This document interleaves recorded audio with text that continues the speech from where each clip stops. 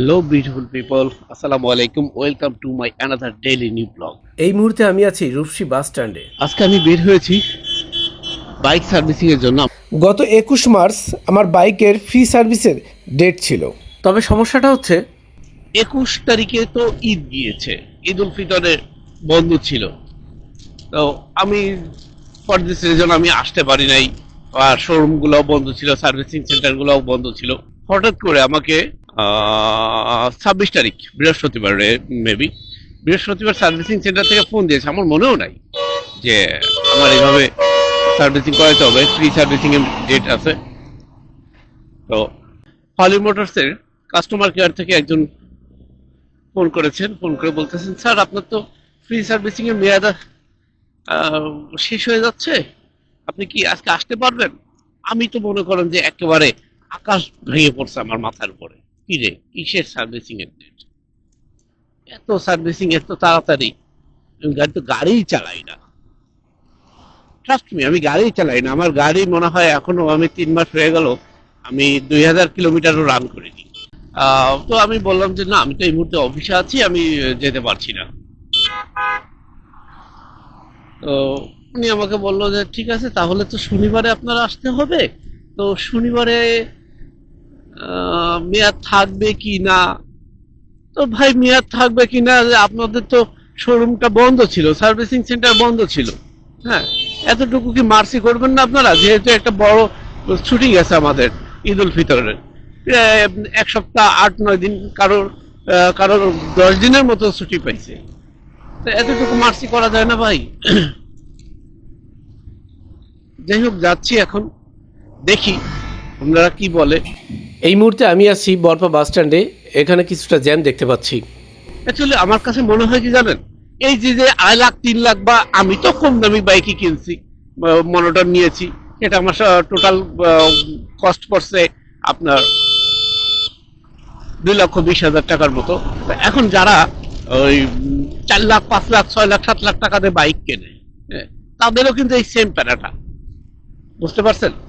আমি কিন্তু আমার বাইকের যথেষ্ট যত্ন নিই, যথেষ্ট সার্ভিসিং মেনটেন করার চেষ্টা করি। কিন্তু এখন আমার প্রশ্ন হচ্ছে এখানে, যে এই যে যে আমরা লক্ষ লক্ষ টাকা দিয়ে বাইক কিনতেছি, ভাই সার্ভিসিংটা বাসায় এসে করে দেওয়া যায় না?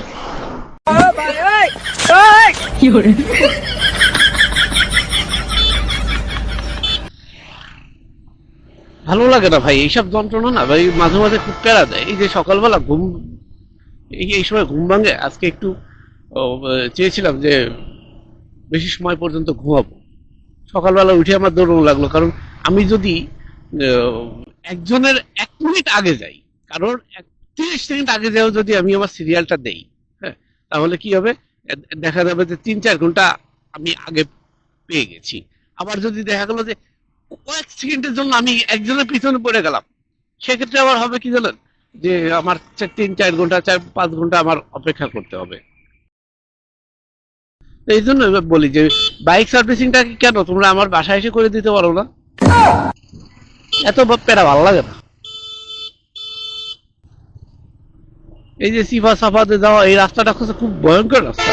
এই সিলেটের এই বাইপাস রোডটা বাজে একটা রাস্তা।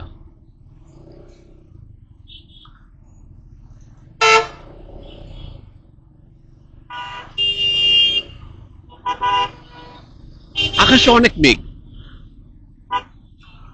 কখন না বৃষ্টি পড়ে আল্লাহ জানে। এর মধ্যে বের হয়েছি, আমার বাইক ভাই ধুলোবালির মধ্যে চালাই কোনো সমস্যা নাই, কিন্তু পানির মধ্যে বা বৃষ্টির মধ্যে, কাদার মধ্যে, আয় হায় হায় হায় হায়, এটা তো মানতেও পারবো না জীবনে। আমি চেষ্টা করি যতদূর সম্ভব আমার বাইকটাতে কাদার মধ্যে না নেওয়া। তো এখন যে দেখি কি অবস্থা হয়। এই 9টা 20 বাজে, আমি ডিউ টাইমের মধ্যে পৌঁছাতে পারবো, এবং চেষ্টা করবো তাদের কনভিন্স করার।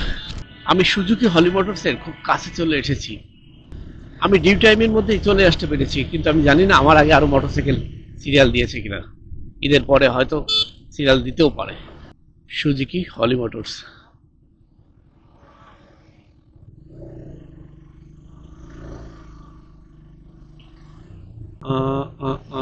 ও মাই গড, অলরেডি আরো 2 জন চলে এসেছে।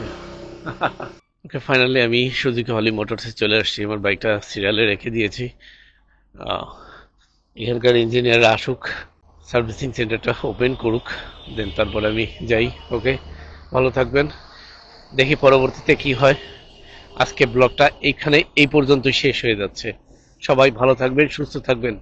আসসালামু আলাইকুম।